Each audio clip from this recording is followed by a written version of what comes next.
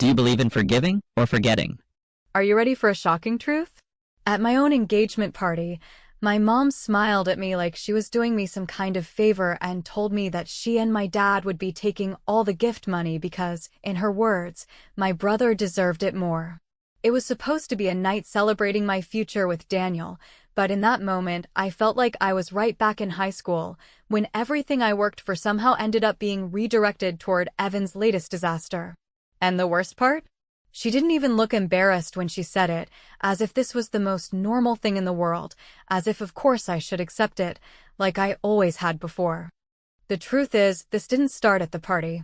This started years ago, when I was saving for college. I worked every summer, I put money away, and my grandparents had added to it too, because they wanted me to be the first woman in our family to graduate debt-free. That account was my pride, my proof that I could build something for myself. And then one day, right before I was supposed to finalize housing, I was told by my mom that things were tight and they had to borrow from the fund, just for a little while, to cover Evan's legal mess. She promised me it would be temporary, that once Evan was back on his feet, I would get every cent back. But the repayment never came.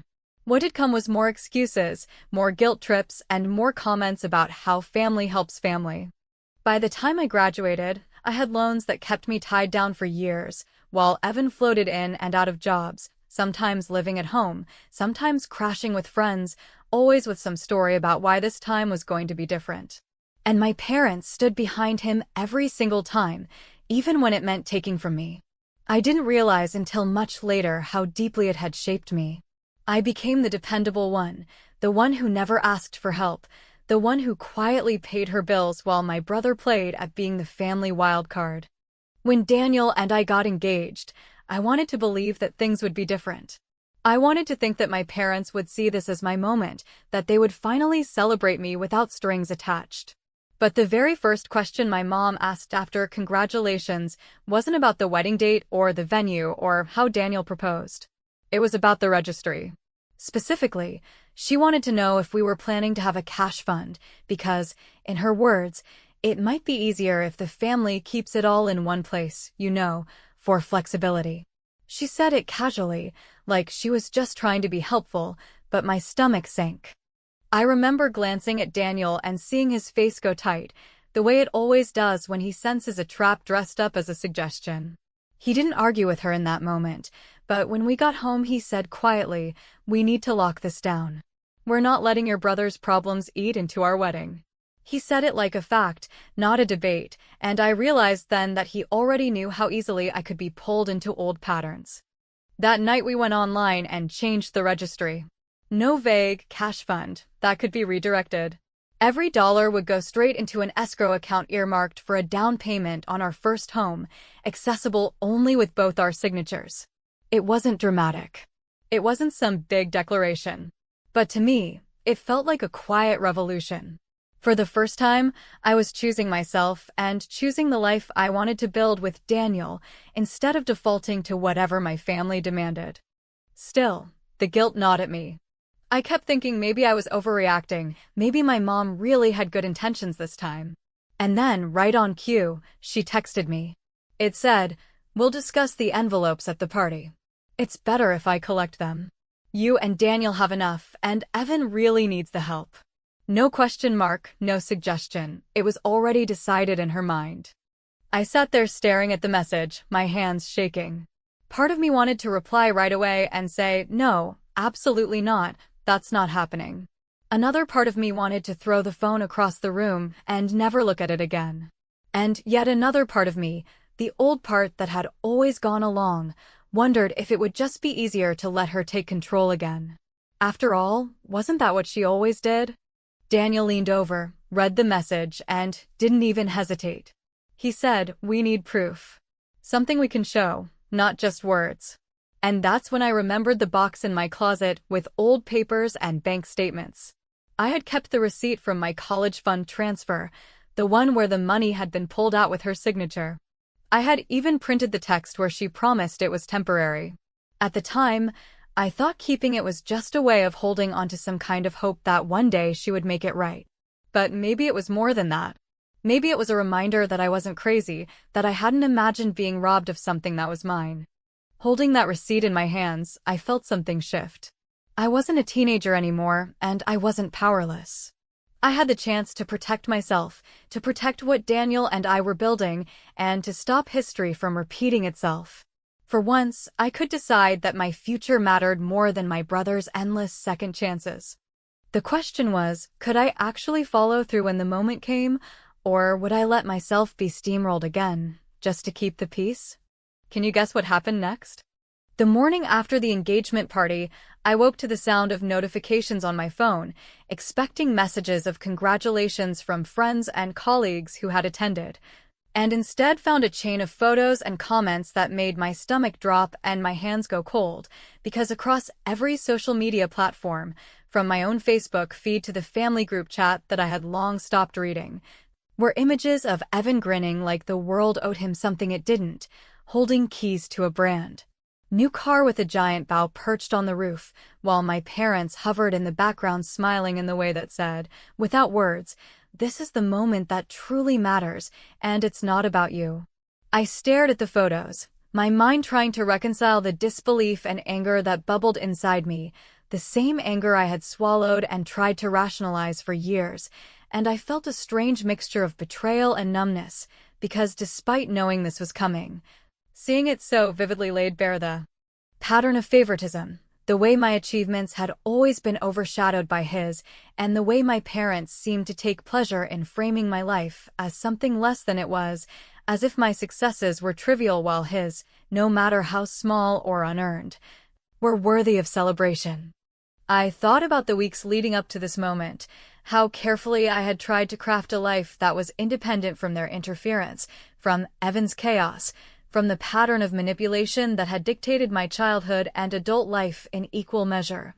Yet despite every precaution, here it was, a reminder that no matter how hard I tried to protect myself, my parents still found ways to assert control, to undermine, to elevate the undeserving, and the ache of that realization settled deep into my chest as I scrolled through the comments from family members marveling at his big gift, while others, with varying degrees of subtlety, suggested that perhaps he deserved it because he worked hard or needed a break, as though my own sacrifices and years of diligent work were invisible, irrelevant, and somehow insufficient to earn the same recognition. I remember the moment I felt the shift in my own thinking, the moment when the old, submissive part of me, the part that would have swallowed the resentment and smiled politely, recoiling at confrontation, began to retreat, and a new clarity emerged. Fierce and cold, focused on what I could control rather than what I could not, because the car, the keys, the perfectly staged photos were theirs to give and his to receive, but my response, the strategy one would execute to reclaim my dignity, to secure what was mine, and to show that favoritism had consequences, that indifference to my existence came at a price, that belonged to me alone, and in that instant, I decided that I would not act out of petty jealousy or impulse, but with calculated precision, using the very receipts, the bank statements, and the carefully documented history of broken promises, loans withheld, and manipulated funds that I had kept tucked away as insurance against a future just like this, because if they thought that generosity to Evan could erase decades of imbalance, they had underestimated the patience, the foresight, and the quiet rage of someone who had been dismissed for far too long.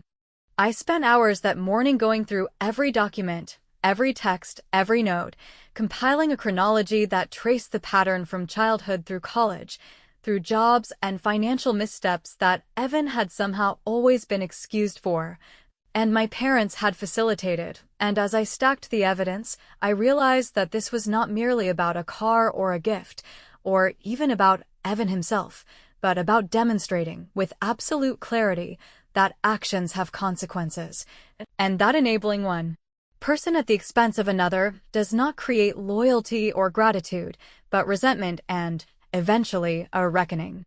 By midday, I had formulated the plan, not with drama or confrontation, but with the quiet assurance of someone who had spent years building leverage, and I reached out to the financial advisor I had consulted years ago during the college fund debacle.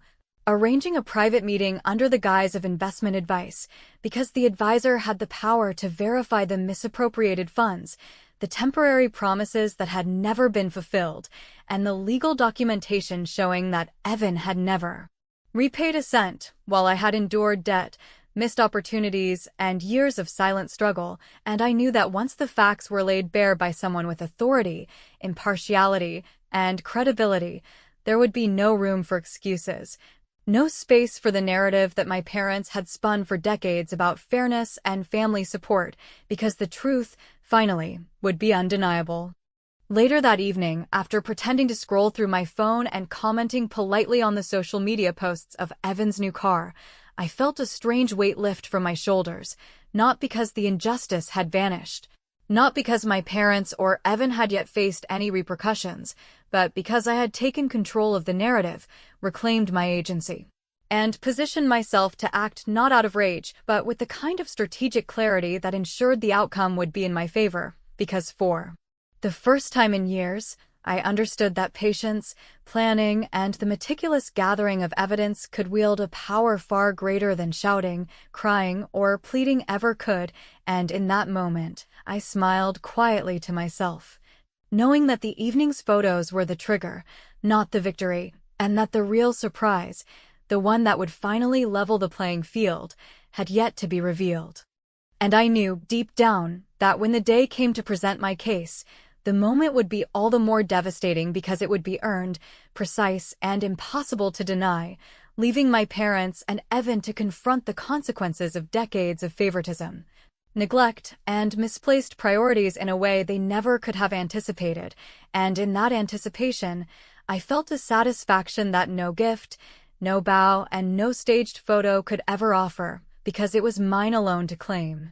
When Daniel and I sat across from the notary at the small desk tucked into the back of his accounting office, watching him stamp and seal the documents that we had spent the last 3 nights preparing line by line, I realized that something irreversible had just taken place, not in the legal sense, necessarily, but in the way that marks a permanent shift in how you see yourself and what you're willing to tolerate, especially when the people hurting you insist they're doing it in the name of love, family, or tradition, as if those words could somehow excuse decades of imbalance, financial manipulation, and emotional debt they had no intention of ever repaying. The folder we handed over that morning didn't just contain a repayment schedule or a polite request for boundaries. It was a carefully constructed map of everything they had erased, denied, or minimized over the years: dates, transfers, original amounts, digital copies of my savings account activity from when I was 17, texts from my mother with phrases like, "This is temporary, sweetie, and you'll understand when you have kids one day," which at the time sounded like comfort, but, looking back, now read like a warning I failed to hear. We sent it all by certified mail, one envelope addressed to my parents, the other to Evan, with clear, direct language, no legal threats, no dramatic declarations, just a matter-of-fact outline of expectations, limits, and the consequences of violating either. The central point was simple. Any attempt to handle, collect, reroute, or supervise financial gifts at the upcoming engagement party would be treated not as a misunderstanding, but as a violation of previously agreed-upon boundaries, and would automatically trigger the immediate enforcement of the repayment agreement we were formally submitting. No extensions, no negotiations, and no further discussions around the topic unless handled by a third-party mediator. I know how this sounds, how cold or transactional it may seem, especially to anyone who still believes that family should be exempt from accountability simply because of shared blood or birthdays or vague memories of holiday dinners. But when you've been emotionally gaslit and financially drained by the same people who raised you to believe you were selfish for asking questions or setting limits, sometimes the only way forward is through paper trails, notarized signatures, and clear thresholds that don't bend just because someone uses the word daughter or sacrifice in the same sentence. The day after the documents were delivered, my phone stayed quiet, which in my family's world of overreacting to even the most minor boundary like it was a declaration of war, was the loudest silence imaginable. I watched as the read receipt popped up on the delivery tracker, saw my father's name listed as the recipient, and waited, not with anxiety this time, but with a strange sense of peace. The kind that comes when you realize you've already played your part and now the next move isn't yours to make. It wasn't until 3 nights later, well past midnight, that the call finally came, and even before I picked up, I knew it would be my mother, because my father never called that late. Not unless someone was in the hospital or something truly irreversible had occurred. Her voice was calm, almost rehearsed, with the same tone she used when she tried to sell an idea she knew I wouldn't like, but hoped to slip past me anyway. She opened with small talk, how the planning was going, if I'd picked a florist yet, whether Daniel's parents were bringing anyone extra, but I didn't respond, and eventually, she sighed and said, "We got your little letter." The way she said it little made me want to laugh, not because it was funny, but because it was so predictable, so textbook in its attempt to diminish something she clearly didn't know how to argue with. I let her talk, let her ask why I was dragging old history into a joyful time, why I couldn't just move on and focus on the future, and whether this was really the example I wanted to set for when I had a family of my own. But when she got to Evan, when she said, "Your brother's not doing well again, and this party could be a way to help him reset," I stopped her. I didn't raise my voice, didn't insult her or fall into the bait of making it personal, because I knew the moment I did that, the narrative would shift again, and I would become the problem. Instead, I repeated a line that Daniel and I had drafted together, something he had actually written into the letter, but which sounded even stronger spoken aloud. Support isn't a blank check to the person who causes the most chaos. Sometimes the most supportive thing you can do is stop playing along. There was a pause on the other end of the line, not long, but enough to know that the words had landed. And then, for the first time in this entire process, my mother didn't push back, didn't pivot, didn't lash out. She just said, "We'll talk later," and hung up. After the call ended, I sat in the dark for a long time, not because I was scared or overwhelmed, but because I needed to sit with the weight of what had just happened, how years of playing along had led to this moment, how the girl who once apologized for making things complicated had just handed her mother a certified boundary that could not be guilt, twisted, or quietly ignored. And while I didn't know exactly what would happen at the party, or how Evan would react, or whether my parents would even attend now that their control had been publicly challenged, I did know one thing with absolute certainty, for the first time. I was no longer hoping they would do the right thing. I was prepared for what I would do when they didn't. In the days leading up to the engagement party, I began to notice a shift, not just in the way my parents communicated with me, which became noticeably filtered, cautious, and overly polite, but in the way my own body responded to each interaction. As if years of conditioned anxiety were finally giving way to something steadier, firmer, and almost surgical in its detachment, because I was no longer trying to be understood, no longer chasing their approval or trying to win a game that had always been rigged from the start. I was simply following a plan, one that Daniel and I had crafted with intention and precision, a plan that accounted not only for their predictable behavior, but for our own past blind spots. The ways we had previously allowed sentimentality to override logic, especially when it came to keeping the peace, which, in my family, was often just code for "don't embarrass anyone, even if it costs you everything."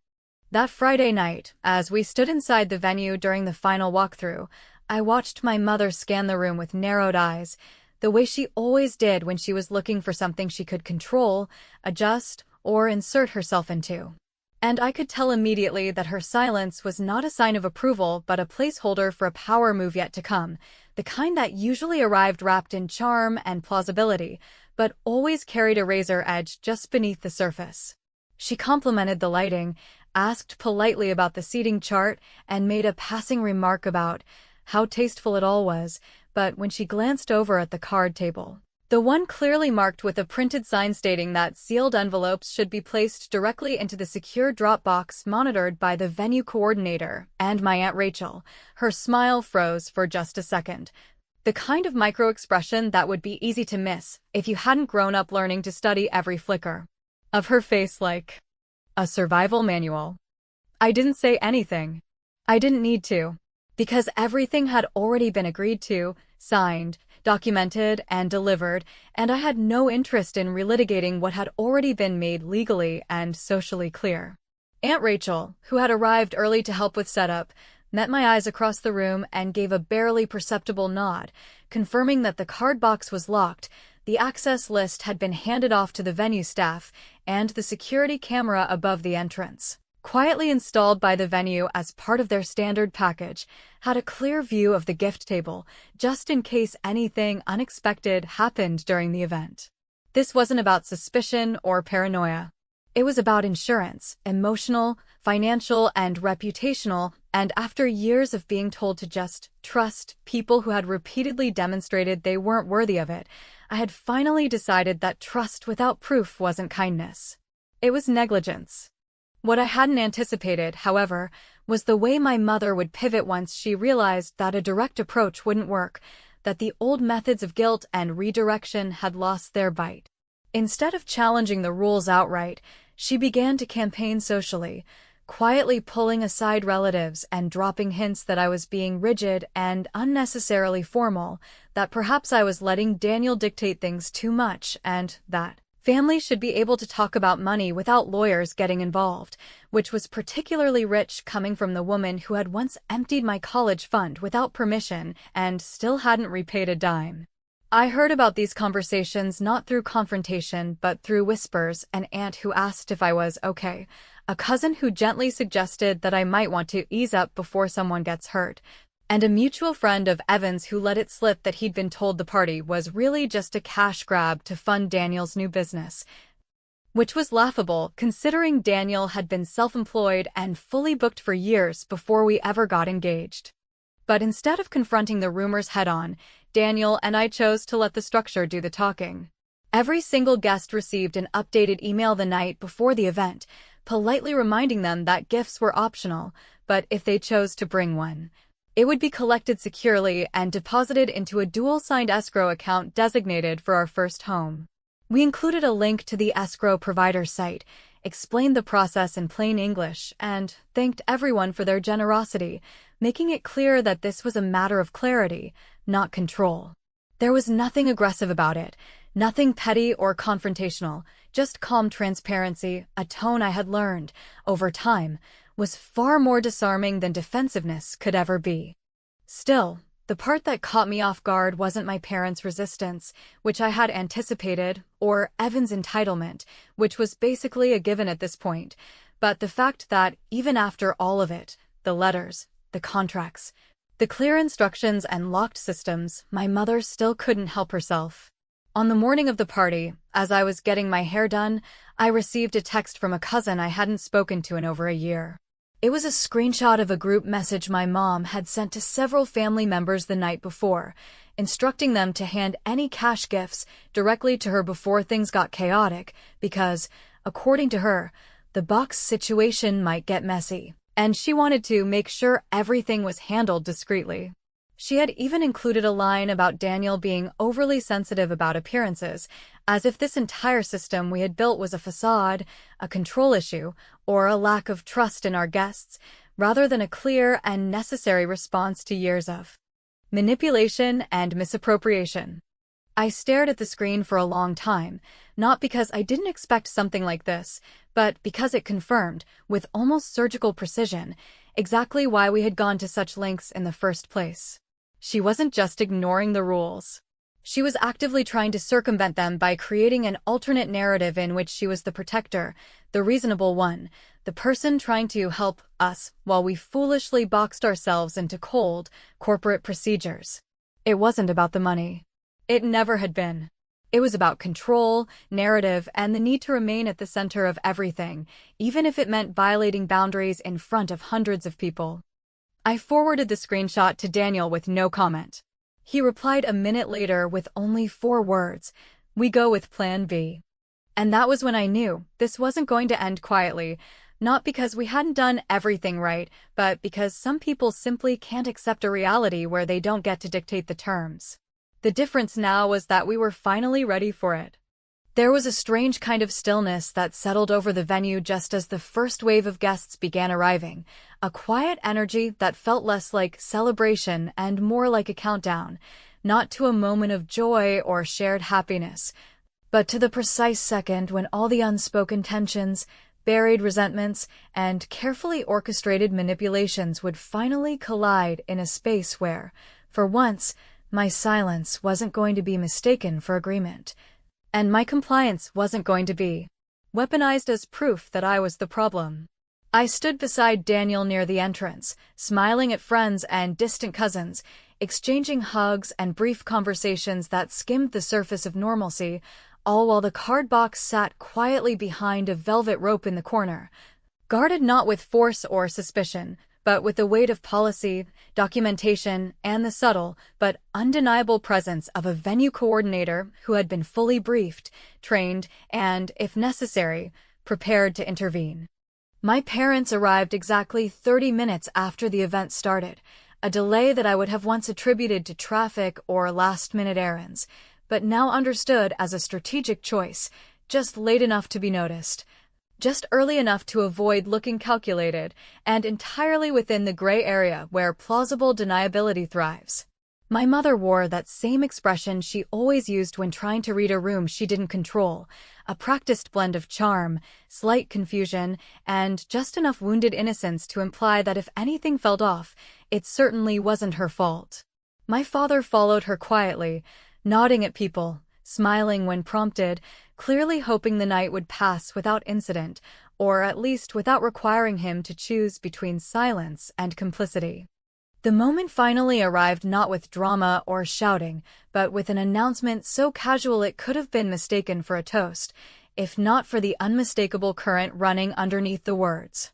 My mother, holding a glass of champagne she hadn't touched, raised her voice just enough to be heard by the nearest group and said, "We've decided that any cash gifts should come to us directly, just to keep things simple," and then, without pausing, added, "After all, Evan needs the support more right now, and we want to make sure the money is used wisely." For a few seconds, the air didn't move. No one said anything. People turned their heads, confused, surprised, or just unsure whether they had misheard. I looked at Daniel, who nodded once and then calmly stepped forward, not with anger, not with indignation, but with the quiet confidence of someone who has been preparing for this exact moment for weeks, if not years. He reached into his jacket and pulled out a plain white envelope, sealed and unassuming, which he handed to my mother with both hands, not with ceremony, but with finality.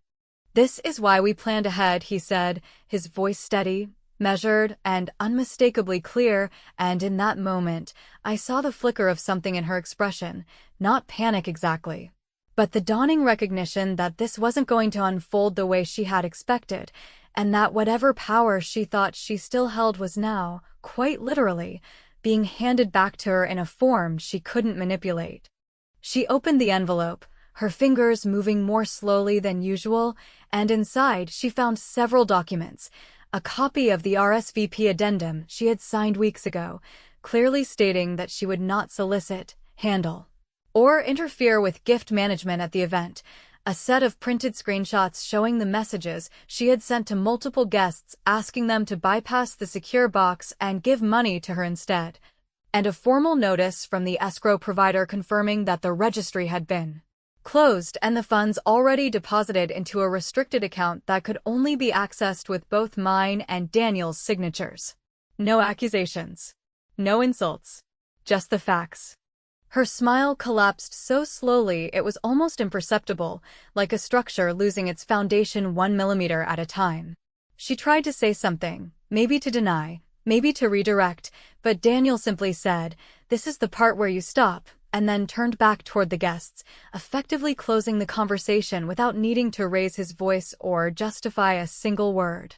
A few people clapped, uncertainly at first, then more confidently as it became clear that something had been prevented, something subtle but significant, and while no one knew the full context, everyone understood the tone. The unmistakable sense that a line had been drawn and enforced with precision, not vengeance. But the moment I will never forget came just 10 minutes later, when I stood beside the microphone for our welcome speech and, instead of thanking my parents for their support, which would have been the expected gesture, the polite script, I instead thanked the people who had taught me the value of integrity, consistency, and standing firm when it mattered. I named Daniel's parents. I named my Aunt Rachel. And then I made a final announcement, not loud, not showy, but clear, that Daniel and I had decided to match 10% of the total gift fund and donate it in the name of a scholarship dedicated to first-generation college students who had once been told to be patient while their future was temporarily put on hold. There was a pause, then a wave of applause, real and sustained, and when I glanced toward my mother, I saw her frozen in a kind of stunned stillness, realizing too late that this wasn't just about a wedding or a party or even about the money. It was about reclaiming the narrative, about shifting the axis of power so completely that the old rules no longer applied and the old tricks no longer worked. She left shortly after that, saying she wasn't feeling well. My father lingered, offered me a quiet nod, and didn't argue when I didn't hug him goodbye. Evan didn't speak to me at all. And yet, as Daniel and I stood in the center of that room surrounded by people who genuinely wanted to see us happy, supported, and respected, I felt something I hadn't felt in years. Not triumph, exactly, but a peace so solid and unshakable that nothing anyone said afterward could move it. Because the envelope didn't just contain documents. It contained an ending. And sometimes, the most powerful form of closure is the one you deliver without apology.